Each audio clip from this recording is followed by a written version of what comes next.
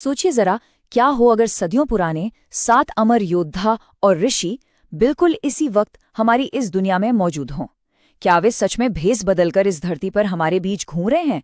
सुनकर किसी फिल्म की कहानी लगता है ना, लेकिन ये एक ऐसा सवाल है जो मिथक यानी माइथोलॉजी और हकीकत के बीच की दीवार को पूरी तरह गिरा देता है। आज के इस विश्लेषण में हम हिंदू मान्यताओं के उन 7 चिरंजीवी आत्माओं की गहराई में जाएंगे जिन्हें इस कलयुग के अंत तक जिंदा रहने का श्राप या फिर कहें वरदान मिला हुआ है। तो चलिए सीधे शुरू करते हैं और इस रहस्य की परतें खोलते हैं। आज के इस विश्लेषण का रोड मैप बड़ा सीधा है।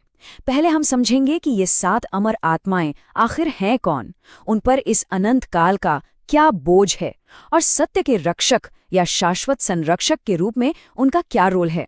और हाँ, सबसे आखिर में हम उस पॉइंट पर आएंगे जो सच में रोंगटे खड़े कर देगा, जब ये प्राचीन कथाएं हमारे ऐतिहासिक दस्तावेजों यानी हिस्टोरिकल रिकॉर्ड से आके सीधे टकराती हैं।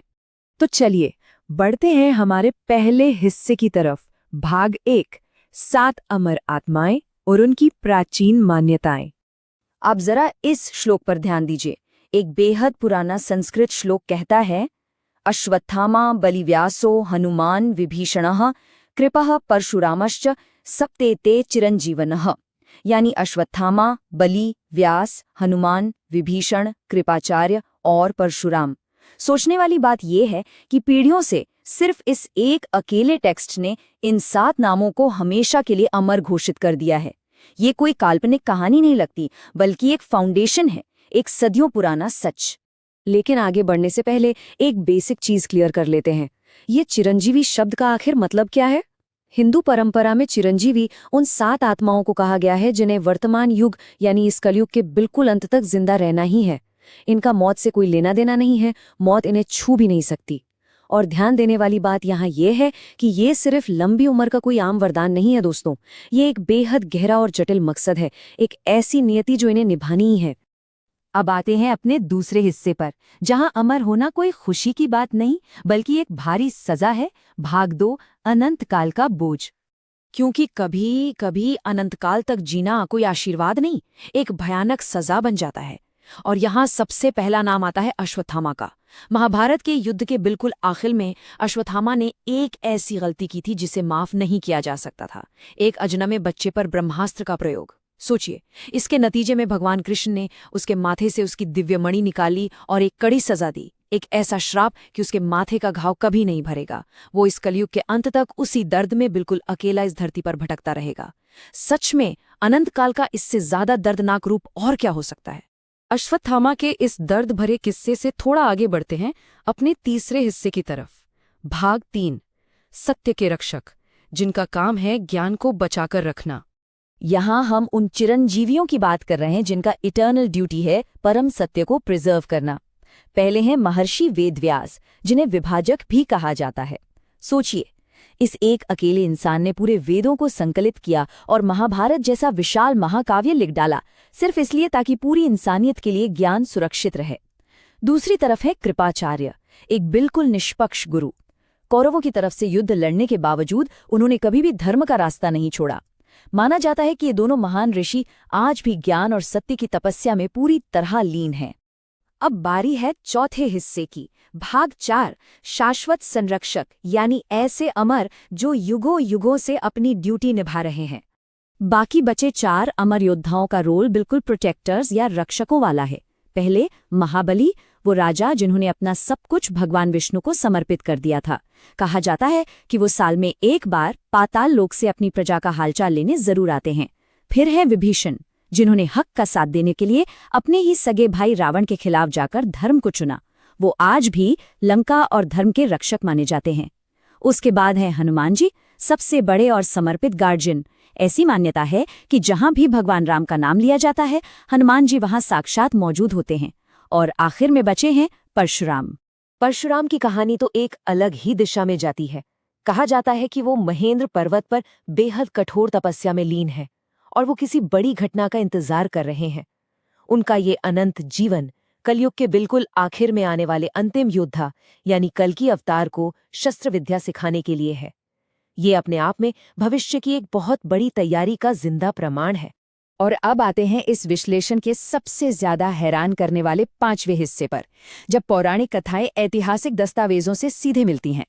अगर हम 1192 ईस्वी से लेकर 1998 तक की टाइमलाइन देखें, तो ऐसे एक दो नहीं बल्कि कई हिस्टोरिकल रिकॉर्ड्स और घटनाएं हैं जो इन कथाओं को चुनौती देती हैं। फिर ये सिर्फ श्रद्धा या किस्से कहानियां नहीं रह जाते, बल्कि सबूतों का एक पूरा सिलसिला बन जाते हैं। चलिए इन माइंड बेंडिंग घटनाओं को थोड़ा और पास से देखते हैं। सबसे पहले 12वीं सदी में लिखी गई पुस्तक पृथ्वीराज रासो का ये संदर्भ देखिए। एक तरफ पौराणिक कथाओं में कृष्ण अश्वत्थामा को माथे पर कभी न भरने वाले घाव का श्राप देते हैं, राइट? और दूसरी तरफ 1192 ईस्वी में एक जबरदस्त वैदिकीय ज्ञान रखने वाले राजा पृथ्वीराज चौहान जंगल में एक ऐसे बूढ़े व्यक्ति से मिलते हैं जिसके सिर का घाव किसी भी दवा से ठीक ही नहीं हो रहा होता। अंततः पृथ्वीराज को एहसास होता है कि ये कोई साधारण इंसान नहीं बल्कि खुद अश्वत्थामा है। दोनों कहानियों का ये कनेक्शन सच में हैरान करने वाला है। और किस्से यहाँ खत्म नहीं होते। अश्वत्थामा के अकेले भटकने की कहानी ब्रिटिश काल के ऑफिशियल रिकॉर्ड से भी पूरी तरह मैच करती है। मध्य प्रदेश के असीरगढ़ किले की बात है, जहां ब्रिटिश अधिकारी एस्किन ने अपनी डायरी में बाकायदा एक रहस्यमयी बहुत ही लंबे व्यक्ति का जिक्र किया था जिसके माथे पर एक घाव था। उन्होंने लिखा कि वो आदमी सुबह सुबह मंदिर में पूजा करता, हल्दी और तेल मांगता और फिर बिना कोई सुराग छोड़े हवा में गायब हो जाता। ध्यान दीजिए, ये किसी नॉवेल का हिस्सा नहीं, एक ब्रिटिश अधिकारी के लिखित दस्तावेज हैं। ज्ञान और ग्रंथों के मामले में भी एक ऐसी ही अनबिलीवेबल कथा जुड़ी है। 14वीं सदी की बात है। कर्नाटक में नारायणप्पा नाम के गरीब ब्राह्मण कन्नड़ भाषा में महाभारत लिखना चाहते थे। उन्हें एक ऐसे रहस्यमयी साधु के दर्शन हुए जिसने दावा किया कि वो महाभारत के समय लिटरली वहां मौजूद था। इस प्रत्यक्ष ज्ञान से प्रेरित होकर जो उत्कृष्ट ग्रंथ लिखा गया उसे ही आज हम कुमार व्यास के नाम से जानते हैं। क्या वो साधु सच में उन अमरों में से एक थे? अब जरा इस घटना पर गौर कीजिए, जो बिल्कुल किसी थ्रिलर फिल्म की तरह लगती है। साल था 1998। यूपी पुलिस की एसटीएफ को अयोध्या के हनुमानगढ़ी मंदिर में बॉम्ब होने की सूचना मिली। इंस्पेक्टर अविनाश मिश्रा की टीम ने हर जगह तलाशी ली, लेकिन उन्हें कुछ नहीं मिला। तभी एक छोटा सा बंदर एक मशीन के पास बैठकर बम के डेटोनेटर के तारों को चबाता हुआ दिखा। जैसे ही बंदर ने तार छोड़े, वो वहां से गायब हो गया। जब पुलिस ने बम देखा तो उसका टाइमर रुका हुआ था। और पता है उसमें कितना वक्त बचा था? सिर्फ 3 सेकंड। जी हाँ, सिर्फ 3 सेकंड। इस घटना के रिकॉर्ड्स आज भी पुलिस फाइलों में सुरक्षित हैं।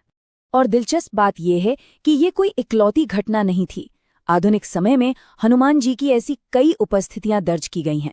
जैसे 1990 के चरम तनाव के दौरान एक बंदर का गुंबद पर झंडा पकड़कर बैठना, 1998 में उस बम का डिफ्यूज होना, और तो और बिल्कुल हाल ही में 2024 में मूर्तिकार अरुण योगीराज ने खुद बताया कि रात के सन्नाटे में जब सब चले जाते थे तो एक बंदर रोज रामलला की मूर्ति के पास आकर बैठता था। एक के बाद एक ये सभी घटनाएं एक रक्षक की निरंतर मौजूदगी को साफ दिखाती हैं। अब इस नंबर पे नजर डालिए, 40 लाख।